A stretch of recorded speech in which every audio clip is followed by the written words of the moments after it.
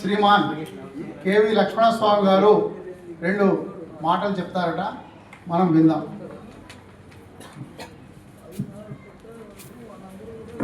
గురుత్వరణ ఎక్కువ సమయం తీసుకోవడం కాలహీతం అవుతూ ఉంది. వేదిక మీద ఉన్నటువంటి పెద్దలకి, ఎదురుగా భారతోతున్న అందరికీ కూడా సాష్టాంగ ప్రణామం సమర్పిస్తూ, మీకు అందరికీ కూడా ఇప్పుడు ఇంకో రథం ఇచ్చాను. 2 ప్రమేయ రత్నం అనేది తత్వభూషణం. ఇది శ్రీరంగంలో ఆవిష్కరణ అయింది. కేవలం ఒక 10 కాపీలే, డిజిటల్ ప్రింట్ అంటాం దాన్ని.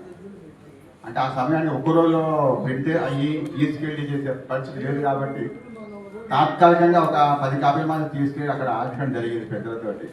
అది మళ్ళీ పునరుద్ధరణ చేసిన తర్వాత ఇప్పుడు అందరికీ వితరణ చేశాము. దాదాపు 150 మందికి మళ్ళీ పోస్టులు పంపడం జరిగింది. ఈ సందర్భంగా వచ్చినందుకు స్మారకంగా అదొక గ్రంథం కూడా విశిష్టార్థ సిద్ధాంతాన్ని ప్రతిపాదించేటువంటిది. ఎక్కువ మంది తమ ప్రవచనాల్లో చిన్న చిన్న రెఫరెన్స్ లాగా ఇచ్చేవన్నీ కలిపి ఒకటి కూర్చోబడింది ఆ గ్రంథం. అది చాలా అపూర్వమైంది, మనకు చాలా మందికి తెలియదు. కూడా మా ఊళ్ళో పాటుపడ్డ అక్కడ స్థితిలో ఉన్నటువంటి దాన్ని మళ్ళీ ఉద్ధరించి తీసుకురావడానికి మూలంతో పాటుగా కూడా ఉంటుంది మీకు. రెండవది, ఇక్కడ 2009లో దాసుడి మొట్టమొదటి గ్రంథం శ్రీవైష్ణవ ఆలయాల్లో వాహనోత్సవ వైభవం అనేది ఇదే ఆలయంలో మొట్టమొదటి దాసుడి ప్రమేయంతో జరిగింది. అదొకటైతే ఇదొకటి. ఈ మధ్యలో అనేవన్నీ కూడా నా ప్రమేయం లేదు, నేను నిమిత్తం మాత్రం లేదు. అంటే అన్నీ గోపాలకృష్ణ గారి సభలు కానీ, రఘునారాయణాచార్య స్వామి సభలు కానీ, ఈ 2 సభల్లో మిగిలిన ఆవిష్కరణ జరిగింది.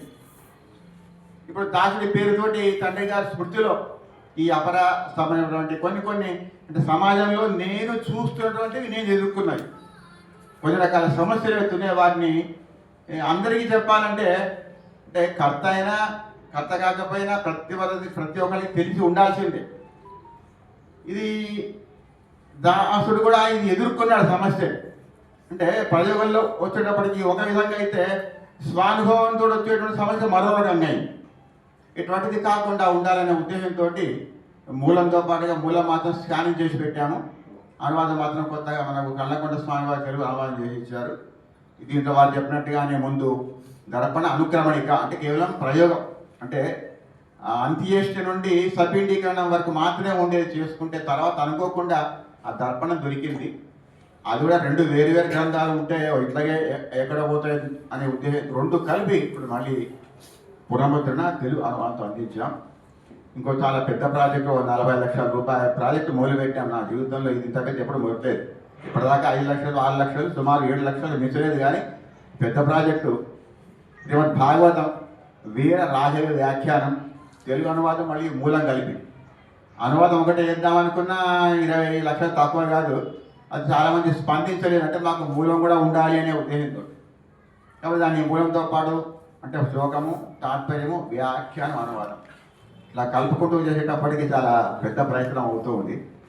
స్వామివారితో విన్నవించినట్టుగానే కేవలం ప్రథమ స్కందంలో ప్రథమ శ్లోకానికి మూలము 60 పేజీల వ్యాఖ్యానం ఉంటే ఆ తెలుగులో అనువాదం చేసి 96 పేజీలు అయింది ఒక శ్లోకానికి.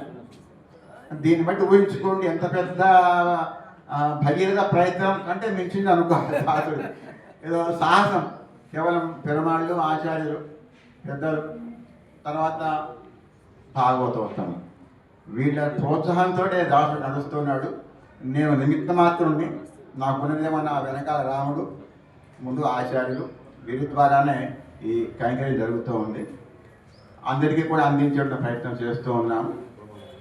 కావలసిన వాళ్ళు అంటే మనం తీసుకున్నది చదివి మరొకరికి చెప్పడం లేదు, మనం కొనుక్కొని మనం ఇంకోళ్ళకి అందివంటే ఉచితంగా గిఫ్ట్ లాగా కూడా ఇవ్వచ్చు. మనం అంటే వేరే వాళ్ళ స్పందన రావాలంటే మనం చదివిన స్పందన వాళ్ళకి తెలవాలంటే వాళ్ళకి పుస్తకం చూడాలి.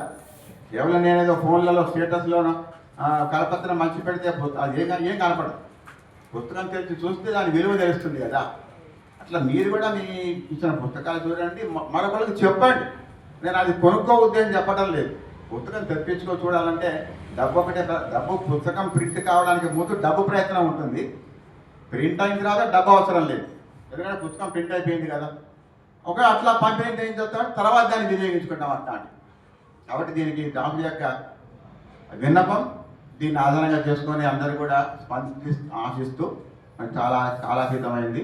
అందరూ సరి ఆరాధనలో పాల్గొని దాసుడిని తండ్రి గారి స్మృతిలో ఇవాళ పితృ సంబంధమైనటువంటి అమావాస్య కూడా ఉంది కాబట్టి దాన్ని దృష్టిలో ఉంచుకొని సెలవు రోజు కావాలి అని కోరినందువల్ల ఇప్పటికే కాలాతీతం అయినందువల్ల అంటే మా గ్రామంలో ఇయ్యల గోష్ఠి నాడు వస్తామని చెప్పి చాలామంది చెప్పారు, కానీ అక్కడ నాకున్న పరిస్థితులు ఉన్న 3 ఇళ్ళు ఆశిత గృహాలే. విపరీతమైన సరిగ్గా 2 నెలల కింద పరిస్థితి చెబుతున్నాను. నేను అక్కడ వచ్చిన నా వాళ్ళని చూసుకునే పరిస్థితులు లేనప్పుడు ఈ భాగవతులు ఏం మర్యాద చేయగలుగుతాను అనే ఉద్దేశంతో అప్పట్లో కాదన్నాను. ఇంకా ప్రత్యేక కార్యక్రమం ఏర్పాటు చేయబడుతుంది అని చెప్పాను. అది వాడు ఏ రకంగా నెరవేరింది. ఇంకా శంకరాచార్య స్వామి కానీ శ్రీశ్రీ వెంకటాచార్య స్వామి వారు మన స్థలసాయి స్వామి రావాల్సి ఉండేది. వాళ్ళు కాస్త అనివార్యంగా రాలేకపోయారు. ఉన్న వాళ్ళతోటి దాసుడు ఈ మహత్కార్యాన్ని సాధించుకున్నాడు. అందరికీ కూడా సాష్టాంగ ప్రణామాలు సమర్పిస్తూ ఎప్పట్లాగానే నన్ను కాదు సంస్థని ఆ పెద్దలు చెప్పినట్టుగా ప్రోత్సహించిన ఆశిస్తూ ధన్యవాదాలు.